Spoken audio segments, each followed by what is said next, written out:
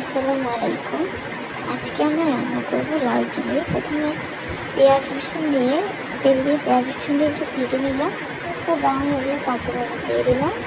এরপরে টমেটো দিয়ে দিলাম, এরপরে রসুন দিয়ে দিলাম, এরপরে হলুদ দিয়ে দিলাম,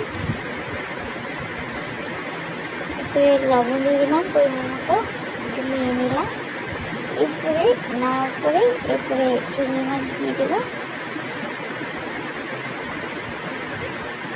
চিংড়ি মাছ দিয়ে একটু নিয়ে নিলাম। হালকা কষিয়ে আসলে ভালো করে নিয়ে রাখলাম, হালকা কষিয়ে নিলাম। এরপরে একটু পানি দিয়ে দিলাম, পানি দিয়ে আবার ঢাকনা দিয়ে রাখলাম। এরপর ভালো করে ফুটে আসলে এরপর লাউটা দিয়ে দিলাম। লাউটা দিয়ে এরপর আবার ভালো মতো নাড়িয়ে নিলাম। নাড়িয়ে নিয়ে সুন্দর করে ভালো করে নাড়িয়ে নিব।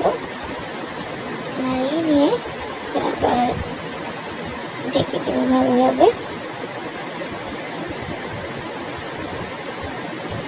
আবার চেক করতে ঢাকনা উঠে চেক করলাম এবং আরেকটু নিয়ে ছেড়ে দিলাম।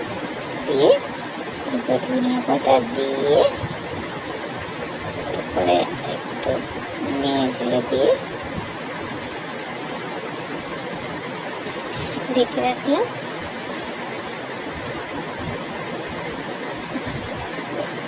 দেখুন কি সুন্দর লাউ চিংড়ি তৈরি হয়ে গেছে।